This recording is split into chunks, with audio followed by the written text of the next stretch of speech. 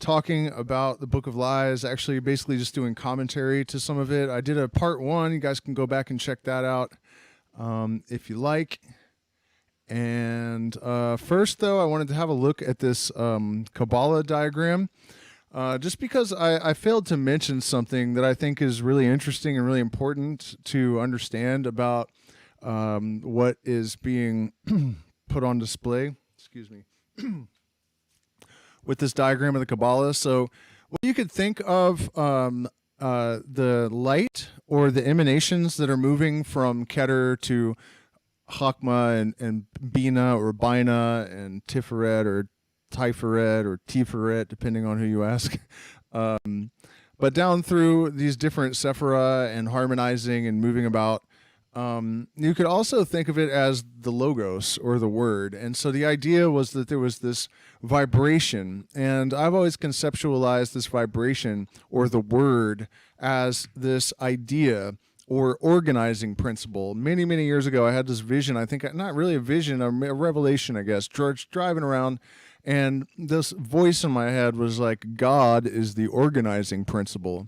And so that's kind of how I came to think of it, because I don't really believe in God, but I believe that there is some sort of intelligence that's integrated into the fundamental structure of the universe and that plays a role in evolution. So, and you know, this is something I've noticed people have a lot of trouble with, a lot of folks anyways, that if you say something that doesn't sound like atheism, they think that you're arguing for creationism.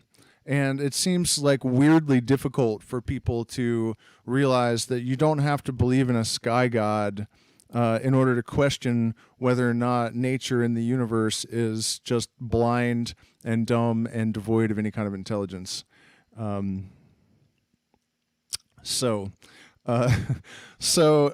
that idea in its original form that compelled the chaotic energy of the primordial stew to order by means of symmetry, because the oscillating wave is imparting symmetry at a fundamental level.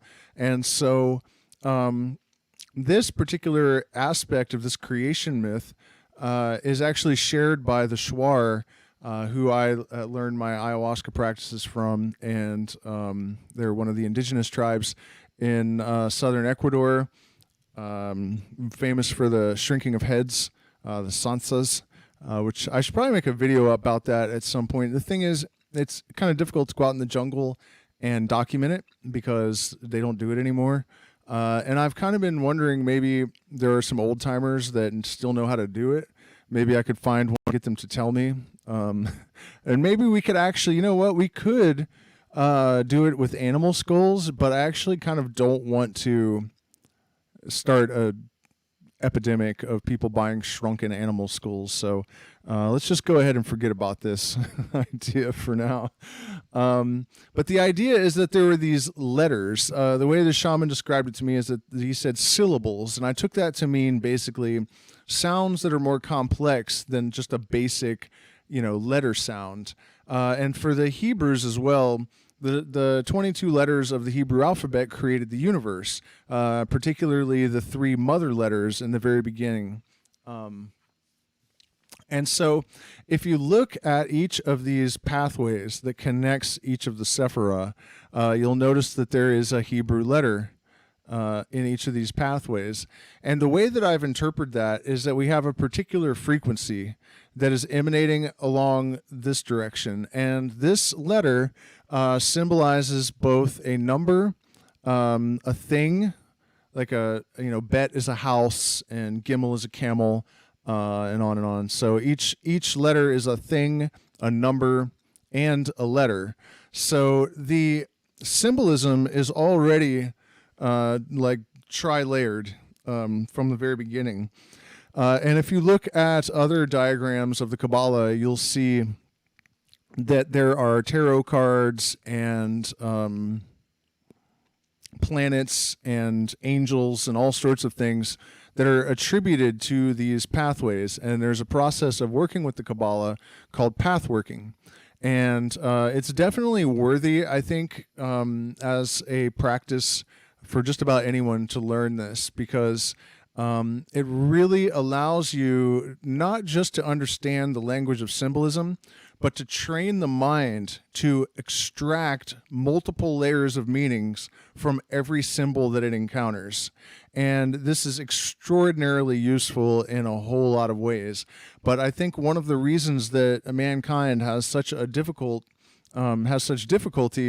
rendering the universe comprehensible, that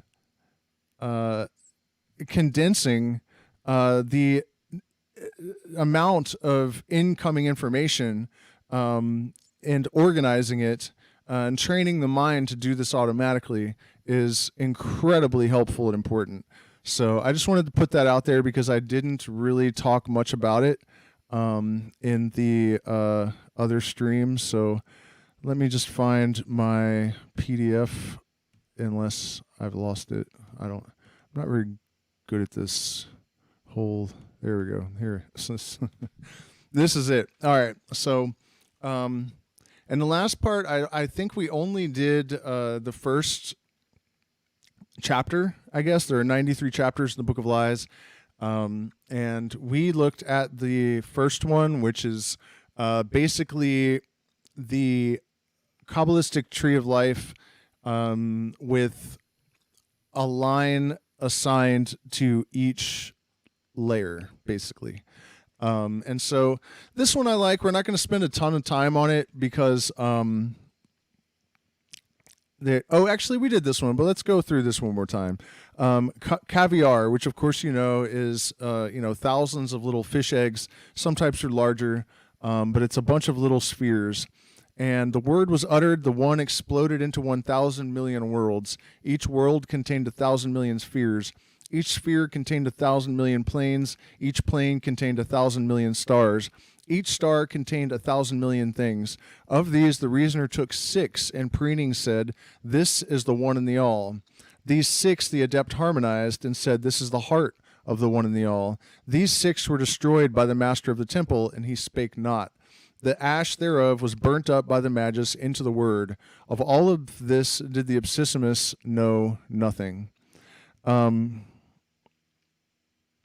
then the commentary that he offers is, this chapter is presumably called Caviar because the substance is composed of many spheres.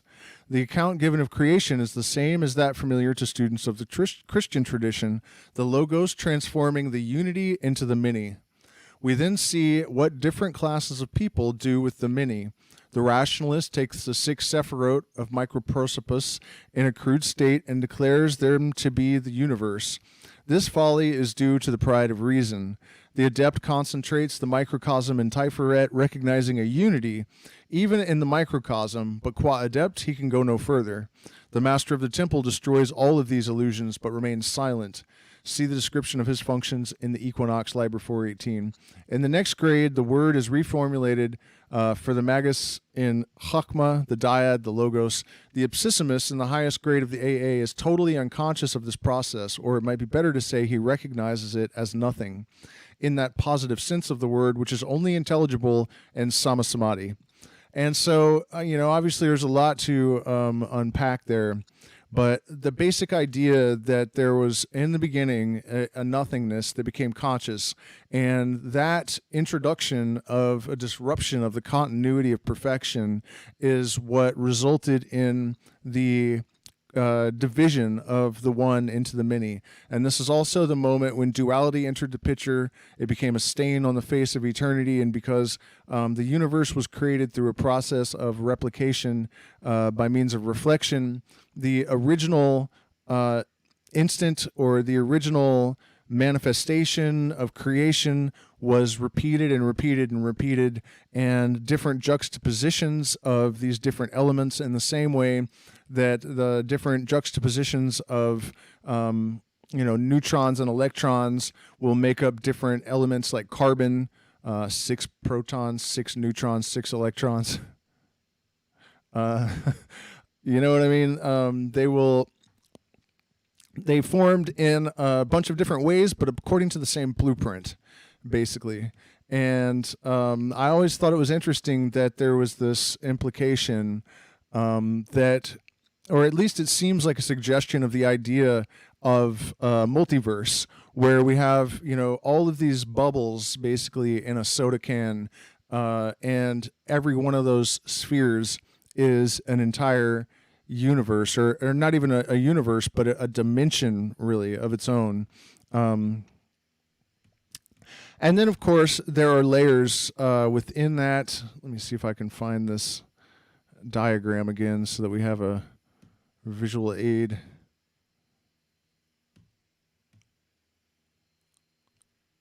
Here we go. And so he was talking about how the reasoner took 6, and preening said this is the one and the all.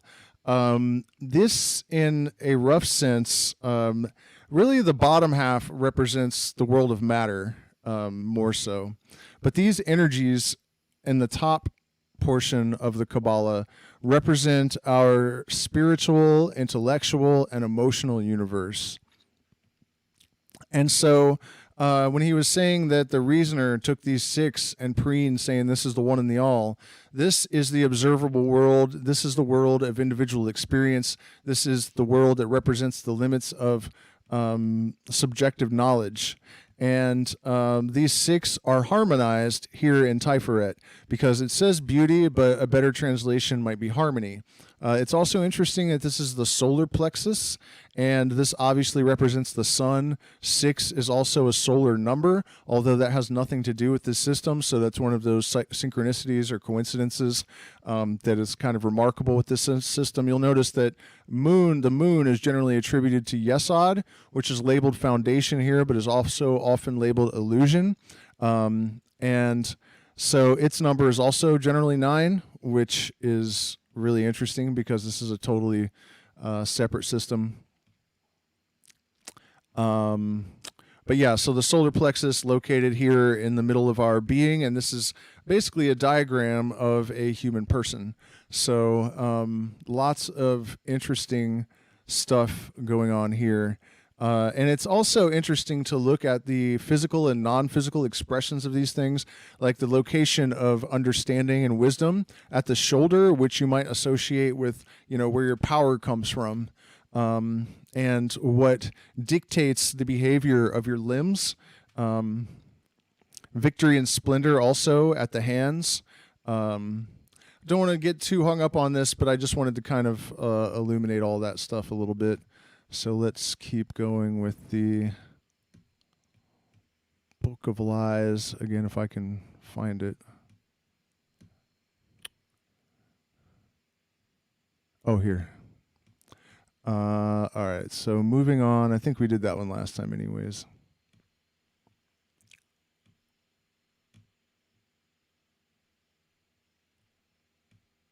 This one is solid. Steeped horsehair.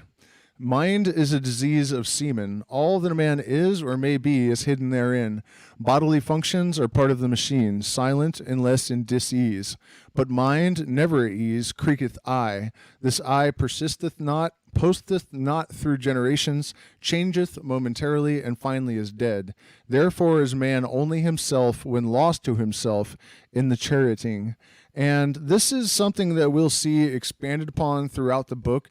This idea that the suspension, the temporary suspension of the conscious mind in favor of a sort of, I don't want to say sacrifice, but uniting with the all self and removing the individual ego. This is the true reality.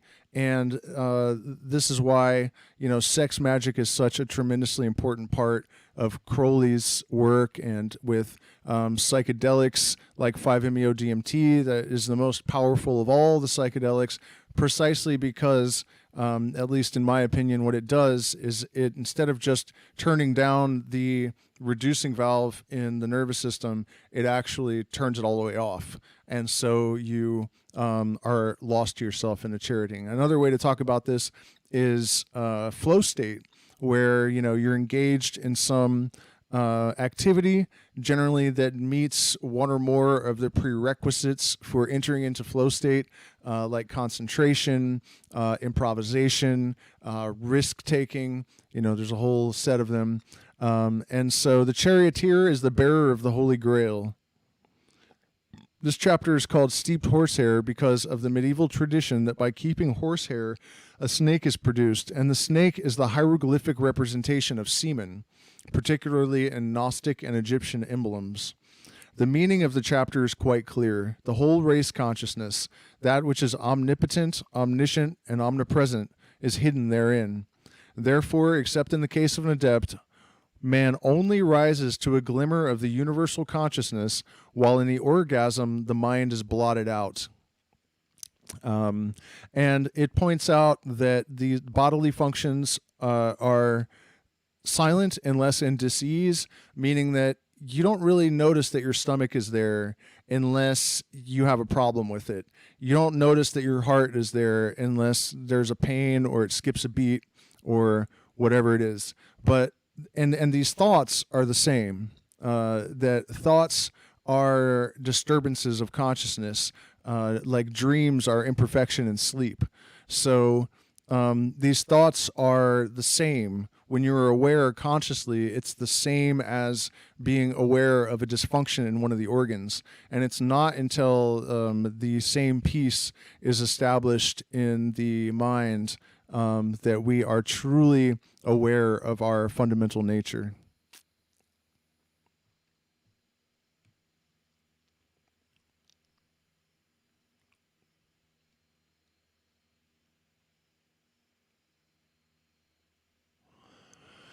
The abyss of hallucination has law and reason, but in truth there is no bond beyond the toys of God. This reason and law is the bond of the great lie. Truth, truth, truth, crieth the Lord of the abyss of hallucinations. There is no silence in that abyss, for all that men call silence is its speech. This abyss is also called hell and the many. Its name is consciousness and the universe among men, but that which neither is silent nor speaks rejoices therein.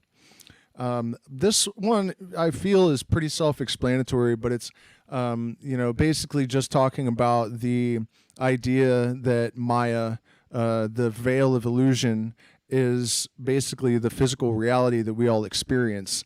And when people come to some kind of realization of truth, it's actually just an acknowledgement of relation. It's just a statement or an understanding that's based on their relative position to whatever the object is and depends on innumerable circumstances. In fact, there's a really good sort of essay in the magical and philosophical commentaries of the Book of the Law where Crowley points out that atmospheric pressure changes result in boiling of water to happen at different temperatures. And there are all sorts of what we think of as constants. But if we change certain elements, even the things that we believe to be constants become variables. So even as in terms of expressions of what we think of as absolutely rigid natural law, a change in relative position can cause actual perturbations or permutations to occur in the expression of natural law. So at its most basic and fundamental, our experience is in the nature of hallucination in the sense that it is only subjectively true.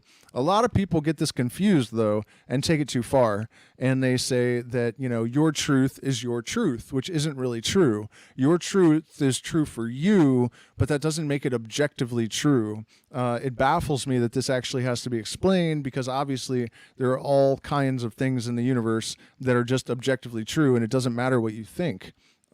Facts do not care about your feelings and absolutely will ignore them utterly and completely.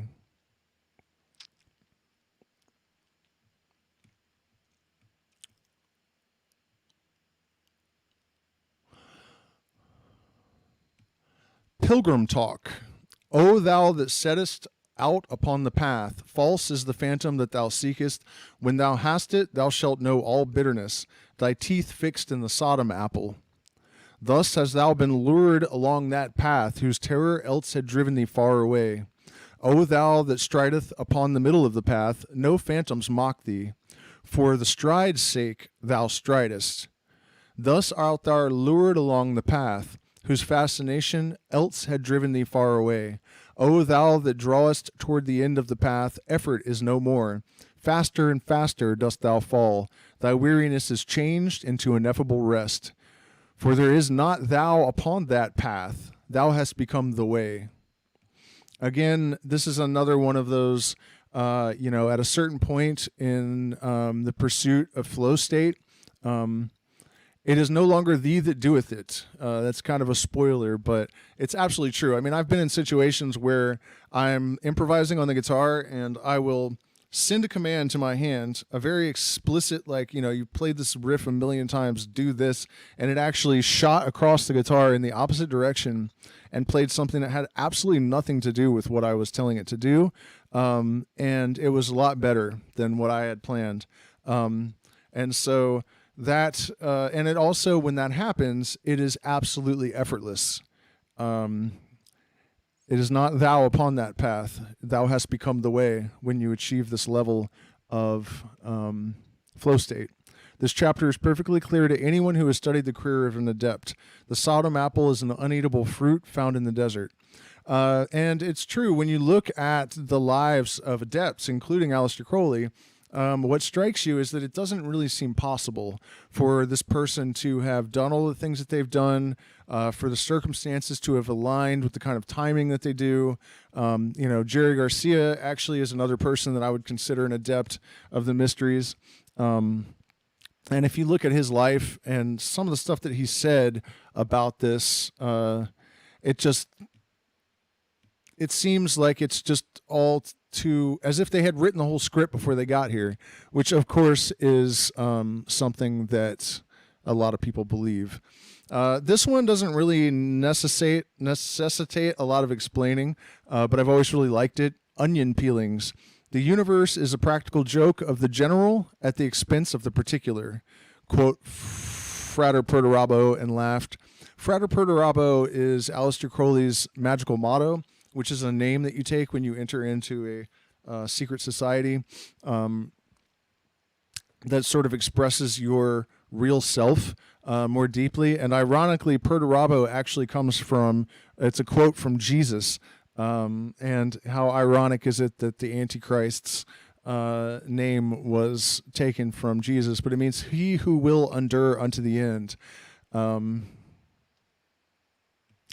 But those disciples nearest to him wept, seeing the universal sorrow. Those next to them laughed, seeing the universal joke. Below these, certain disciples wept. Then certain laughed. Others next wept. Others next laughed. Next, others wept. Next, others laughed.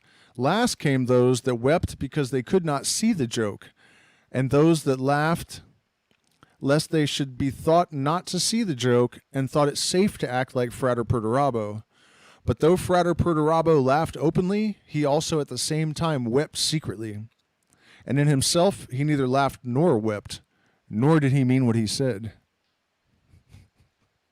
The title Onion Peelings refers to the well-known incident in Peer Gynt. I don't know what that is, but I do know that the onion was sacred to the Egyptians for exactly the same reasons that are sort of hinted at in this chapter of the Book of Lies. The chapter resembles strongly Dupin's account of how he was able to win at the game of guessing odd or even. But this is a more serious piece of psychology. And one's advance toward a comprehension of the universe, one changes radically one's point of view. Nearly always it amounts to a reversal. This is the cause of most religious controversies. This is the Paragraph 1, however, is Frater Perdurabo's formulation of his perception of the universal joke, also described in chapter 34. All individual existence is tragic. Perception of this fact is the essence of comedy. Household Gods is an attempt to write pure comedy. It's raining, so I have to put the headphones on, or I will not be able to think. The Bacchae of Euripides is another. At the end of this chapter, it is, however, seen that to the master of the temple, the opposite perception occurs simultaneously, and that he himself is beyond both of these. And in the last paragraph, it is shown that he realizes the truth as beyond any statement of it. And this, I would recommend, if you don't get this immediately, to just read it over and over again, and eventually you will. Obviously, some of it is just, human behavior that the people that, they'll pretend like they're in the know, and the sort of monkey-like tendency to imitate whoever they perceive to be the alpha. But this sort of idea of having to live with these great contradictions simultaneously is, in my opinion, the number one impediment to spiritual growth and development for most people, because they are not able to perceive the depth of the paradox, realize that it has no limitations, that certain necessities of different antinomies that they would rather believe are ultimately going to vanish from the face of the earth cannot do so and never will. And that is why in the last chapter that we read, he mentioned something about how when you truly have stepped upon the path, you have bitten into the Sodom apple and tasted all bitterness. And it's because there is a certain element of being forced to accept things that we wish did not exist on a level that is totally complete and absolute, and is actually beyond the capacity of most people.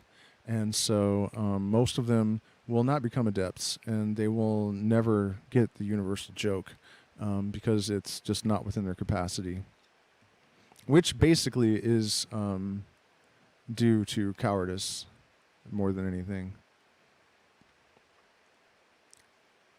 Mighty and erect is this will of mine, this pyramid of fire whose summit is lost in heaven. Upon it have I burned the corpse of my desires. Mighty and erect is this phi, alpha, lambda, lambda, omicron, sigma of my will. The seed thereof is that which I have borne within me from eternity, and it is lost within the body of Our Lady of the Stars. I am not I am but a hollow tube to bring down fire from heaven. Mighty and marvelous is this weakness, this heaven that draweth me into her womb, this dome which hideth, which absorbeth me. This is the night wherein I am lost, the love through which I am no longer I. The card 15 in the tarot is the devil, the medieval blind for Pan. The title of the chapter refers to the phallus, which is here identified with the will. The Greek word pi epsilon rho alpha mu iota sigma has the same number as phi alpha lambda lambda omicron sigma. This chapter is quite clear, but my remark in the last paragraph a reference to the nature of samadhi. As man loses his personality in physical love, so does the magician annihilate his divine personality in that which is beyond.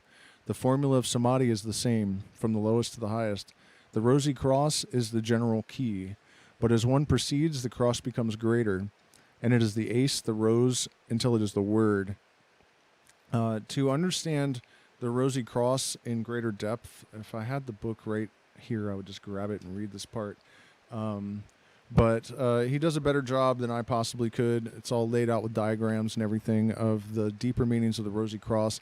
It is a book about Crowley's Thoth by Don Milo Duquette.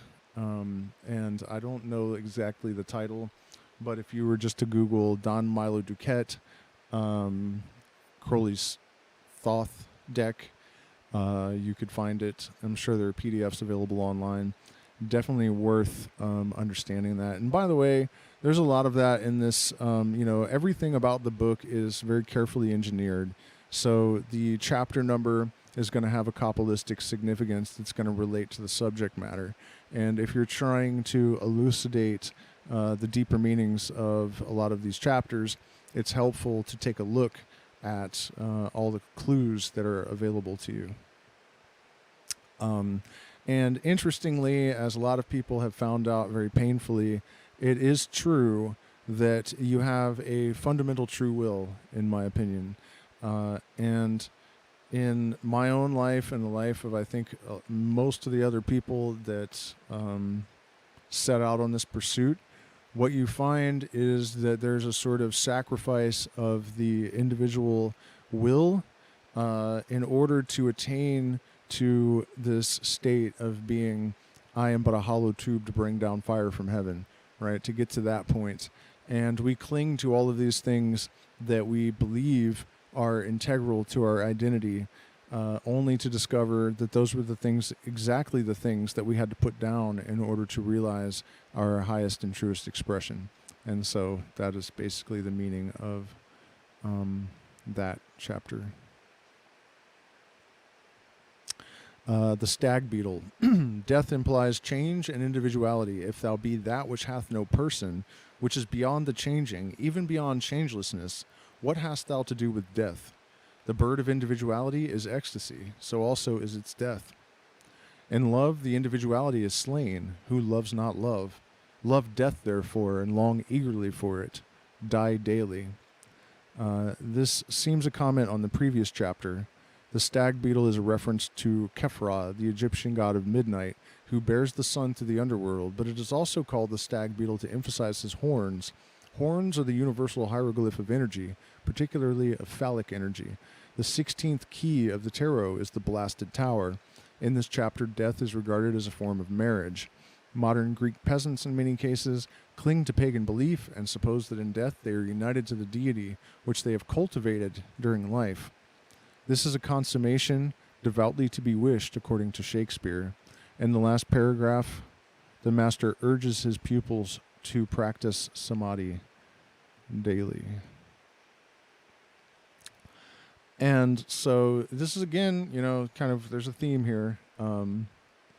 But I just wanted to comment on this love death, therefore, long eagerly for it, die daily. One of the most brilliant things I think Crowley ever said is that if you go to sleep one day and you wake up the next day and you are the same person you were when you went to bed the day before, you have failed. And I think that's a pretty good metric to live by. This one's great. Dewdrops. Verily, love is death, and death is life to come. Man returneth not again. The stream floweth not uphill. The old life is no more. There is a new life that is not his. Yet that life is of his very essence. It is more he than all that he calls he. And the silence of a dewdrop is every tendency of his soul and of his mind and of his body. It is the quintessence and the elixir of his being. Therein are the forces that made him and his father's father before him. This is the dew of immortality. Let this go free, even as it will. Thou art not its master, but the vehicle of it. And you'll notice that it is always spelled with a capital I. And interestingly, the Grateful Dead basically claimed to channel some kind of intelligence. They said they didn't know what it was, and that they couldn't make it happen, so it didn't even happen at every show. And they weren't particularly good if this thing didn't manifest itself. And it seemed to carry with it the ability to induce gnosis in the audience and to raise the consciousness of humanity. In fact, if you think about like the 1970s, 1980s, there wasn't really anything carrying the psychedelic culture and this idea of expanded and higher consciousness throughout all those decades, except for the Grateful Dead, who just kept getting bigger and bigger and bigger and bigger and bigger until Garcia finally died, and the torch had already sort of disseminated and was spreading in different directions at that point. So they also referred to it as it with a capital I, because they said that they had no idea what it really was.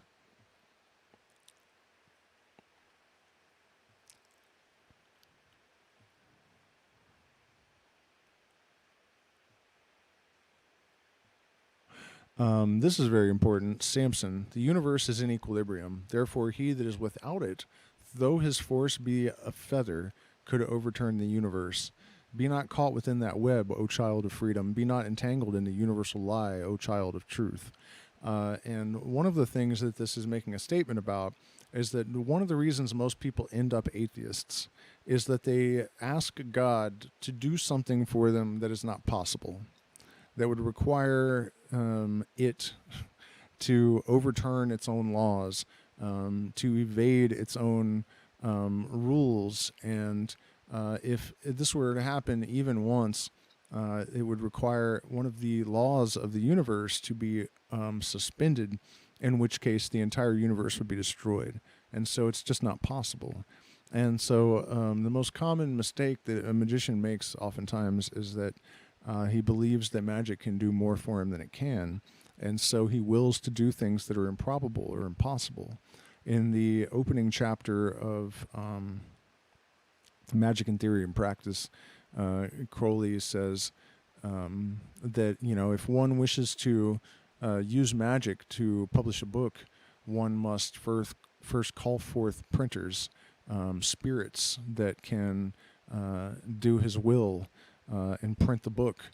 And he must use magical weapons, a pen, and must write incantations, words understood by the people with whom he wishes to communicate in this book, and then constrain, the publishing company and distribution, whatever, you know what I mean? You get the point. And this is, 99% of the time the mistakes that people make. One of them is believing that all of these spirits and, things that are presented in this symbolic context are actually real in the objective sense. That's another huge mistake. So people get entangled in the universal lie, and they lose their freedom because they're not actually a child of truth. It's often ego that compels this behavior, of course. This is a good one. The blind webster. It is not necessary to understand. It is enough to adore. The God may be of clay. Adore him, and he becomes God. We ignore what created us, but we adore what we create. Let us create nothing but God. That which causes us to create is our true father and mother. We create in our own image, which is theirs. Let us create, therefore, without fear, for we can create nothing that is not God. The 21st key of the tarot is called the universe and refers to the letter Tao, the phallus in manifestation, hence the title The Blind Webster. The universe is conceived as Buddhists on the one hand and rationalists on the other would have us do, fatal and without intelligence. Even so, it may be delightful to the Creator. The moral of this chapter is therefore an exposition of the last paragraph of chapter 18. It is the critical spirit which is the devil and gives rise to the appearance of evil.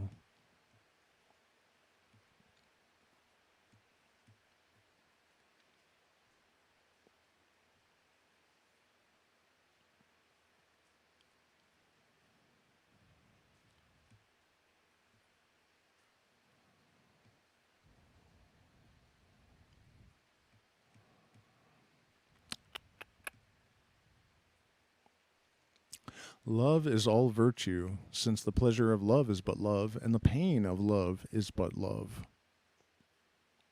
Love taketh no heed of that which is not, and of that which is. Absence exalteth love, and presence exalteth love. Love moveth ever from height to height of ecstasy, and faileth never. The wings of love droop not with time, nor slacken for life or for death. Love destroyeth self, uniting self with that which is not self, so that love breedeth all and none in one. Is it not so? No? Then thou art not lost in love. Speak not of love. Love alway yieldeth, love alway hardeneth. May be, I write it but to write her name. And this acronym here, indicated by the capital letters, is Layla, which is a girl who was an Australian violin player, I think. But she also, Layla means darkness in Arabic. And that's another key to the book because this Layla name appears over and over again. Well, let's see what his commentary is. Maybe I don't need to offer anything. This now introduces the principal character of this book, Layla, who is the ultimate feminine symbol, to be interpreted on all planes, and by that he means darkness. But in this chapter, little hint is given of anything beyond physical love. It is called the pole star because Layla is the one object of devotion to which the author ever turns.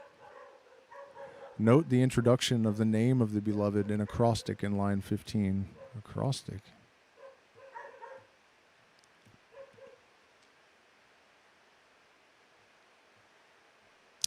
Jhana dreams.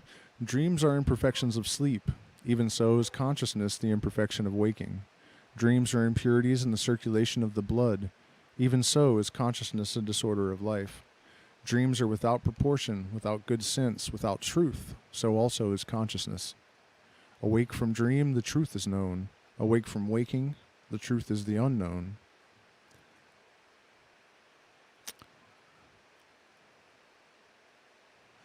The garut. It moves from motion into rests, and rests from rest into motion. These it does always, for time is not. So that it does neither of these things. It does that one thing which we must express by two things, neither of which possesses any rational meaning. Yet its doing, which is no doing, is simple and yet complex. It is free, neither free nor necessary. For all these ideas express relation, and it, comprehending all relation in its simplicity, is out of all relation, even with itself. All of this is true and false, and it is true and false to say that it is true and false. Strain forth thine intelligence, O man, O worthy one, O chosen of it, to apprehend the discourse of the Master. For thus thy reason shall at last break down as the fetter is struck from a slave's throat. That last bit hits. The number 31 refers to the Hebrew word law, which means not. And the number 31 is also of great significance to the general system of Thelema, and is first presented or hinted at that Crowley's magical son would eventually discover that 31 was a secret key to this knowledge. And indeed, many years later, his magical son did appear and reveal the secret key of the number 31. A new character is now introduced under the title of It, I being the secret and T being the manifested phallus. And this is, you say, well, it with the capital I has already been part of the story, but this is capital I and capital T, so this is a different character now. This is, however, only one aspect of it, which may perhaps be defined as the ultimate reality. It is apparently a more exalted thing than that. This chapter should be compared with chapter 11. The method of destroying the reason by formulating contradictions is definitely inculcated. The reason is situated in da'at, which corresponds to the throat in human anatomy, hence the title of the chapter, the garut. And da'at is the 11th sephirot that sometimes is not drawn at all because it represents knowledge, and it's considered an unreal sephirah because knowledge is only relation and doesn't have any absolute existence. And so that is what this reference to reason being situated in da'at. I always thought it was interesting that it kind of looks like it should say death, and it is the abyss of reason, or the abyss where the Lord of Hallucinations cries, truth, truth. The idea is that by forcing the mind to follow, and as far as anything possible to realize the language of beyond the abyss, the student will succeed in bringing his reason under control. As soon as the reason is vanquished, the garut is removed. Then the influence of the supernals, Keter, Chakma, and Baina, no longer inhibited by Da'at, can descend upon Tiferet, where the human will is situated, and flood it with the ineffable light. I think it's really important, too, to remember that it's sort of taken for granted that certain things are understood. And when we were talking about getting rid of that kind of knowledge and reason that has us trapped in the world of illusion, we are not talking about abandoning critical thinking. We're not talking about forgetting all the lessons of natural law. It's none of that. It really applies much more specifically to the type of consciousness that makes shallow interpretations of symbols in only their one-dimensional pragmatic sense, and the indoctrination of culture and politics and religion. We're only interested in dissolving the reason that has us trapped in those, not into becoming, illogical, irrational believers of woo and whatnot. That is definitely a misunderstanding, I think, that a lot of people suffer. And this one may be my favorite, the mountaineer. Consciousness is a symptom of disease. All that moves well moves without will. All skillfulness, all strain, all intention is contrary to ease. Practice 1,000 times and it becomes difficult. 1,000 and it becomes easy. 1,000 times 1,000 and it is no longer thou that doeth it, but it that doeth itself through thee. Not until then is that which is done well done.